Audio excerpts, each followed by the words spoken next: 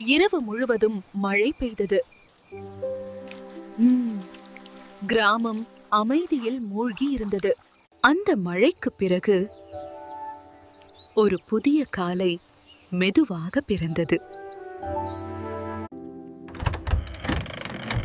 ஆஹா, என்ன ஒரு அழகான காற்று! மண்ணின் மனம் மனசை நிரப்புது. இயற்கை மீண்டும் உயிர் பெற்ற மாதிரி இருக்கு. மீனாக்கா, தண்ணி பாருங்க. கவனமா போங்க பிள்ளைங்களா. சுடு சுடு தேநீர் ரெடி. இன்னைக்கு வேலை நல்லா நடக்கும். இந்த மழை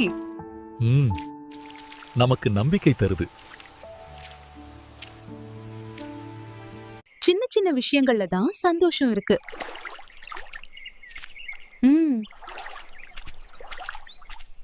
இந்த எளிமையான வாழ்க்கை தான் உண்மையான சந்தோஷம்.